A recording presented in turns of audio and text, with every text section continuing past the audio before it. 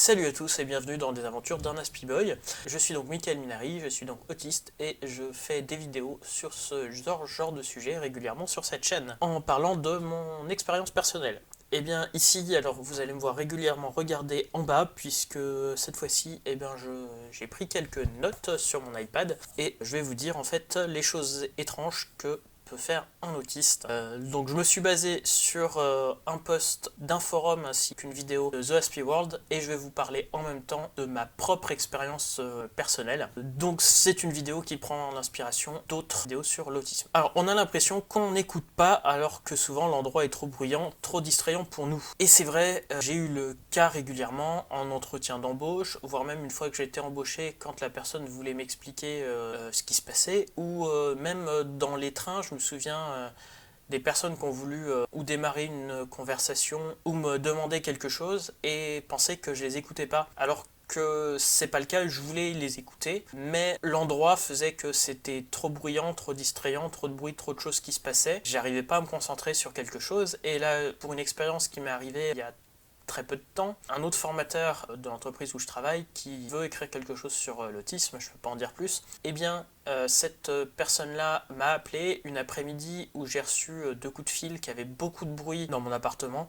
et donc je pense qu'il a dû couper parce qu'il a cru que j'arrivais. En effet, j'avais beaucoup de mal à me concentrer à ce moment-là et je voulais continuer la discussion, mais à ce moment-là, il y avait trop de distractions et j'arrivais pas à me concentrer sur le sujet. Deuxième point, on a besoin d'être sûr de ce qu'on va faire et s'il y a des doutes, on va vérifier plusieurs fois l'itinéraire et autres. Alors ça, on me l'a dit au boulot, on me l'a dit quand j'ai pu travailler pour certaines entreprises, certaines personnes, et ça m'a posé des gros problèmes, puisque même si on me proposait un projet qui m'intéressait, j'avais peur de me lancer comme ça, et je me suis retrouvé donc avec des soucis, puisque les gens pensaient que ça m'intéressait pas, alors que si ça m'intéressait, mais en fait j'avais tellement besoin de vérifier que tout soit faisable, tout soit logique, etc. Et ça c'est même par rapport à mon expérience, où j'ai eu tendance à dire le projet m'intéresse, et en fait il y avait des choses que j'arrivais pas à faire. Maintenant je suis devenu un peu frileux sur pas mal de choses. Ça on m'a dit les solutions ça va se trouver, oui, mais en fait j'ai l'impression d'avoir besoin d'avoir toutes les solutions avant de partir. Et même là en fait où j'ai une formation lundi, j'ai du mal à faire autre chose, donc là je me suis lancé dans ces vidéos là parce que je suis toujours en train de me concentrer sur comment je vais préparer mon itinéraire lundi, comment je vais aller sur place, surtout qu'ils ont changé le lieu un peu à la dernière minute. Je n'ai pas trouvé le bon train, donc quel train je vais prendre, quel tram je vais prendre, comment je vais organiser ma formation. Je l'ai déjà donné, mais là je connais pas bien la personne. Je suis pas sûr, j'étais presque prêt à annuler en fait, parce qu'il y a plein de choses dont je suis pas sûr de moi. J'ai beau avoir de la préparation, j'ai besoin d'être sûr de tout. Et ça peut être problématique, alors qu'une personne normale, la plupart du temps, va se lancer en sachant qu'il y a des domaines d'incertitude. Troisième point, on rit à des moments inappropriés. Et alors là, ça je vais pas dire le contraire, j'ai appris au fur et à mesure à ne pas le faire ou à essayer de rire intérieurement. Mais ça m'a posé aussi des problèmes. L'école primaire, je me suis fait punir parce que je riais à des moments qui allaient pas du tout. Mais on peut rire aussi à un enterrement pour une situation en fait qui n'est pas liée ou qui n'est pas liée, ou juste un petit truc amusant au milieu d'un endroit où on n'est pas censé rire. Ou alors quelqu'un se fait mal, mais la situation qui a fait qu'elle se fait mal avant est drôle. Là sur le coup, on se met à rire. Alors que non, il faut pas rire à ce moment-là, parce que c'est pas la situation qu'elle se fait mal, c'est la situation d'avant qui était drôle. En fait, vu qu'on réagit avec souvent un peu de retard, on se met à rire au moment où il faudrait pleurer en fait. Donc ça va pas. Et puis même quelquefois en fait, on réagit pas à la situation, on réagit à une autre situation. Quatrième point, on envahit l'espace des émotions, on ne comprend pas bien où est la limite. Donc ça veut dire que des fois on pose des questions inappropriées. On essaye de comprendre des situations en fait qui nous regardent pas complètement. Je me souviens quand j'étais ado au collège, on m'appelait la fouine. Moi je voulais juste comprendre la situation, sauf que je posais des questions inappropriées. J'ai essayé de comprendre une conversation qui ne me concernait pas directement, mais j'avais juste besoin, encore une fois, comme dans la technique, j'avais juste besoin de tout comprendre au niveau de la situation pour prendre une décision ou pour être ami ou pas avec une autre personne, j'avais besoin de comprendre la situation. Et ça, c'était problématique. Et puis les autres ont peut-être besoin aussi juste d'être tranquilles à ce moment-là. Et nous, tout ce qu'on veut, c'est de comprendre la situation. Donc on se met dans des situations qu'on devrait pas. Point suivant, on annule à la dernière minute, notamment parce qu'on n'est pas en forme ou en manque d'énergie. Ça, je dois dire que ça m'arrive peu, mais je sais que la plupart des autistes, ça leur arrive assez souvent. Ça m'arrive peu, mais ça m'arrive quand même, parce que là, en fait, quand je m'engage à quelque chose, je me dis il faut que je le fasse, même si je suis dans un état catastrophique. Mais ça m'arrive quand même, parce qu'il y a des moments où je peux pas le faire. J'ai juste trop d'émotions. S'il y a trop de choses qui me sont arrivées avant, c'est compliqué d'aller à l'étape suivante. Alors, au niveau boulot, ça m'est arrivé très très rarement.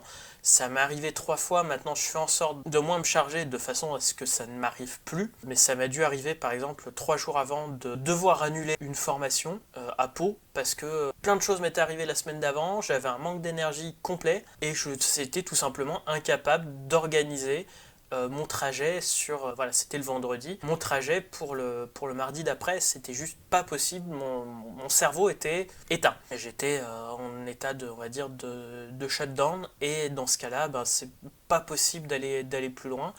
Donc faut éviter ces situations-là, et sinon on se retrouve à devoir annuler à la dernière minute.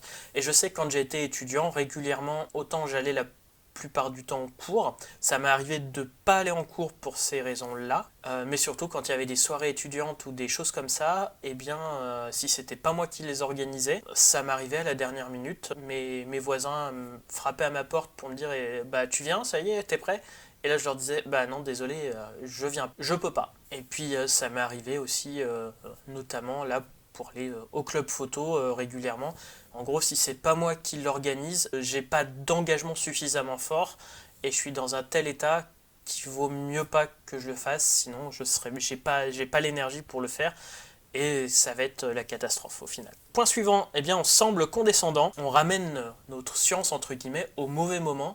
Et ça, oui, on m'a appelé la personne qui lisait le dictionnaire à l'école primaire, au collège. Mon frère et ma sœur aussi ne me supportaient plus parce que au milieu d'une conversation, moi j'essayais de comprendre la moindre chose, et comprendre, ça veut dire que je la prenais par rapport à mes cours de physique, par rapport à mes connaissances en psychologie, en physique, en chimie, etc. Au moment d'une conversation standard, entre guillemets, moi, j'apportais les éléments techniques qui, au final, n'avaient rien à faire là, mais c'est comme ça que je fonctionne, et ça posait des problèmes. On me disait, mais non, qu'est-ce que je fais là? Ensuite, on est trop honnête pour les autres, ça semble bizarre. Alors là, je peux vous poser une question qui m'a tout simplement valu de me retrouver à la rue au plein mois de janvier à Montréal, 4 jours après mon anniversaire. Je crois que je m'en souviendrai toute ma vie de cette histoire-là. J'étais en coloc avec 2 personnes. Et moi, mes colocs avaient des soucis d'argent. Moi, j'en avais un petit peu. Je gagnais un petit salaire quand même, quasiment 2000 ou 2500 $ par mois. C'était quand même énorme, je trouve, par rapport à avec quoi je vis maintenant. Mes colocs avaient des soucis, je leur payais à manger, je leur prêtais, et ils me disaient mais je suis pas normal parce que je les connais à peine.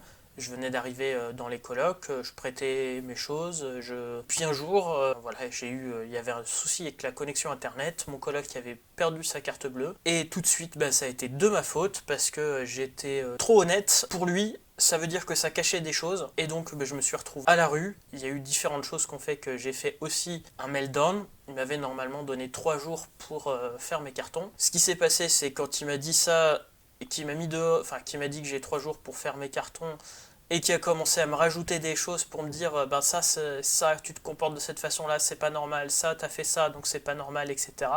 J'ai explosé, notamment me dire que je connectais mon ordinateur avec câble réseau. Donc, pour lui, ça veut dire que quand j'étais pas là, je les piratais et je faisais des choses alors que l'ordinateur n'était pas connecté sur la prise de courant. Mais pour eux, ça veut dire que je les avais piratés. C'est vrai que je leur avais dit qu'ils faisaient des choses qui étaient pas sécurisées. Pour vous donner la situation, donc le code Wi-Fi, il y avait juste un code web, donc il fallait 5 minutes pour décoder ce code en fait. Ils donnaient leur numéro je me souviens qu'ils avaient envoyé leur numéro de carte bleue par SMS, je leur avais dit c'est hyper dangereux, le SMS c'est pas un procédé fiable.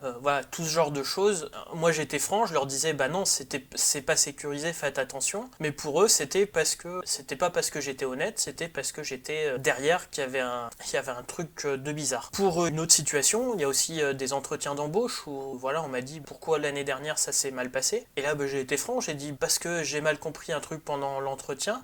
Et donc on m'a mis dans une équipe qui allait pas, donc ça s'est mal passé pour moi. Mais bien sûr, pour le recruteur, non, il y avait quelque chose de caché là-dedans, et donc j'avais fait des bêtises. Voilà, où j'ai pas été pris pour ça, et il y a plein d'autres situations où en fait je me retrouve dans des situations compliquées parce que j'ai été trop honnête. Ensuite, eh bien, on quitte de façon brutale une conversation, ou dans mon cas, en retard. Ça, c'est un truc qui va m'arriver un peu moins souvent. Je le vois de temps en temps, justement, là j'ai été au GEM, j'étais avec quelqu'un, puis d'un coup, il a disparu. Il manquait d'énergie, je sais pas trop, il devait partir, mais vu qu'il savait pas comment dire au revoir, il est parti. Moi maintenant, je sais que vu qu'au lycée, j'ai un copain qui s'était vraiment fâché le jour où j'ai fait ça, donc maintenant je prépare toujours, je dis quand même au revoir, je dis qu'il faut que je parte, j'explique pourquoi, j'en dis peut-être trop, mais maintenant je le dis.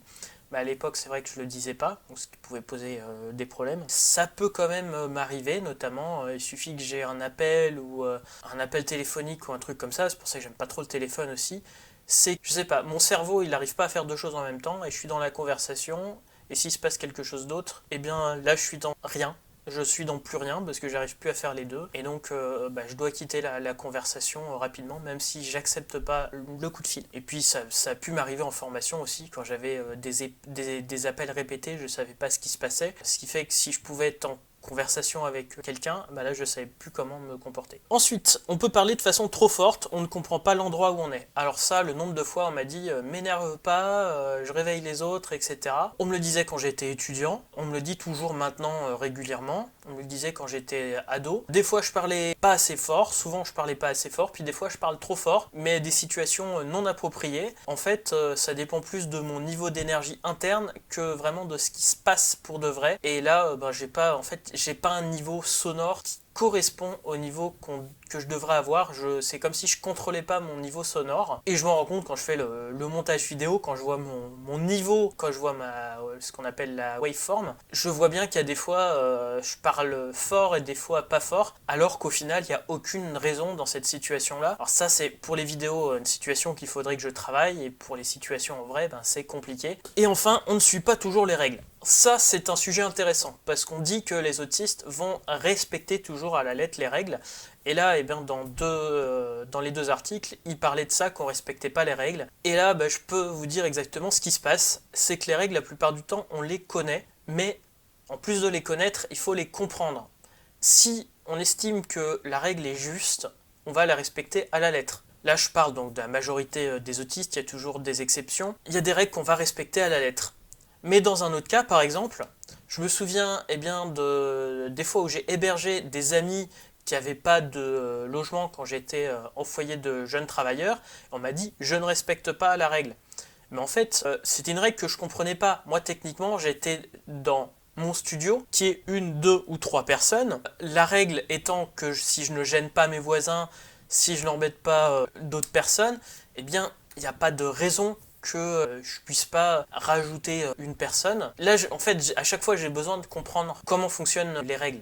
Une autre règle, par exemple, je vais avoir beaucoup de difficultés à copier quelqu'un, et parce que déjà, si je comprends pas ce qui se passe, j'y arriverai pas à le copier, mais d'un autre côté, même si je comprends ce qui se passe, c'est quelque chose qui pour moi, c'est le travail de quelqu'un d'autre, donc là, c'est une règle que je comprends, donc je vais l'accepter. Mais les règles que je comprends pas, c'est vrai que des fois, je vais pas les respecter. Ça, je pourrais vous citer plein d'exemples, mais ici là donc j'ai souvenir du foyer de jeunes travailleurs. Une autre situation, le piratage des logiciels que je vais modifier à ma sauce, c'est-à-dire que si je fais de l'argent bien sûr avec mes vidéos, je vais acheter mon programme de montage. À partir du moment où je perds de l'argent sur mes vidéos, je vais pirater mon programme de montage. Donc là j'utilise un programme gratuit, donc la question ne se pose pas, mais c'était aussi pareil sur les photos. Maintenant que je gagne un petit peu d'argent sur mes photos, je paye tous les mois Photoshop et Lightroom. Je vais modifier la règle à ma façon, et donc à chaque fois c'est pareil, il faut que je comprenne les règles, que je m'approprie les règles, et je peux être ou quelqu'un qui va